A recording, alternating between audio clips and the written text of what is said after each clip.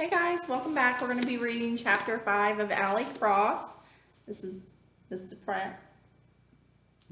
Miss Barbato? You don't know. What are you doing? Did you forget what my name is? I just didn't know that we were introducing each other. Well, I thought it would be more fun to introduce each other. Okay, chapter 5. Chapter 5. It seemed like we'd had our share of bad news for one Christmas Eve, but when we got home, there was more. A lot more. Bree parked the car in the garage and we all headed across the backyard to get inside. Damon was walking ahead of everyone else, but then he stopped short. "Dad?" he asked. I looked where Damon was pointing and saw that one of the little window panes in our back porch was broken. Then I noticed the door was open too.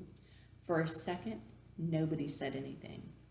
I stood perfectly still, like I was frozen on the outside while everything sped up on the inside. Someone had definitely busted into our house. "Wait here," said Dad. "What's going on?" I asked. "Just wait," he said.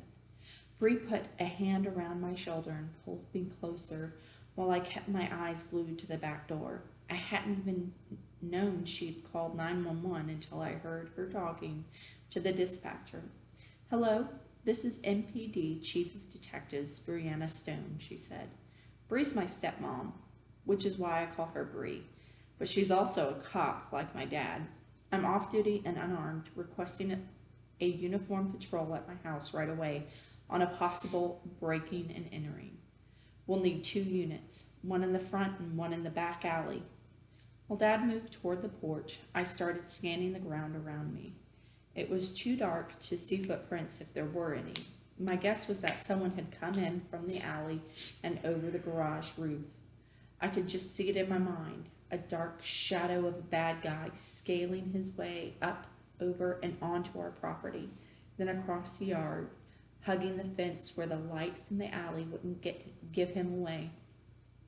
A quick punch through the back glass with a gloved hand was all it would take, then a careful reach inside, past the sharp edges, a turn of the doorknob, and into our house. Our house.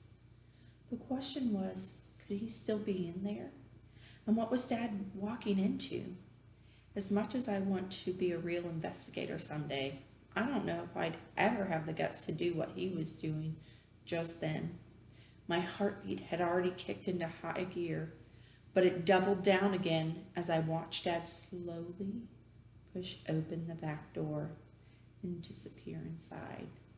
All we could do now was wait. Alex Cross.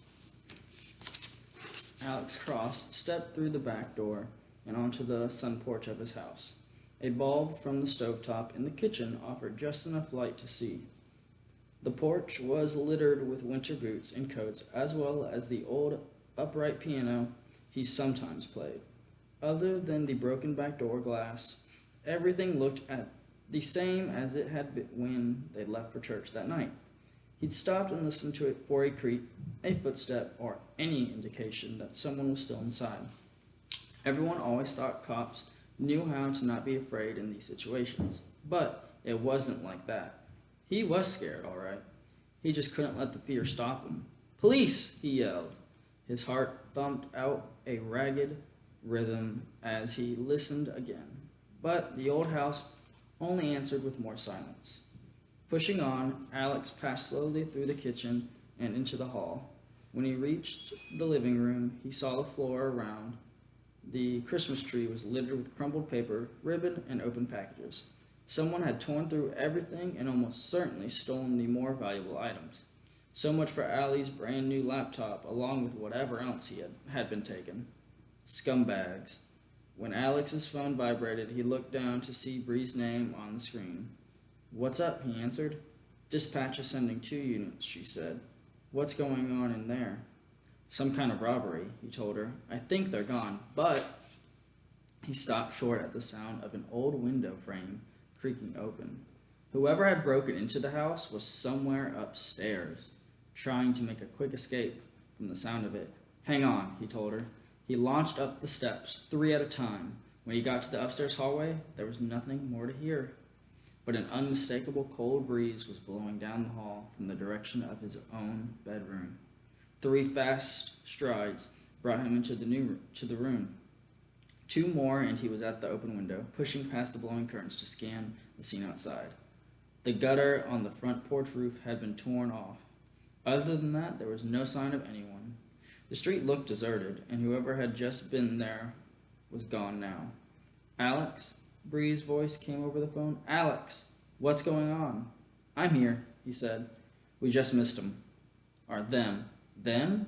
Him, her, them? I don't know, he said, flipping on a light.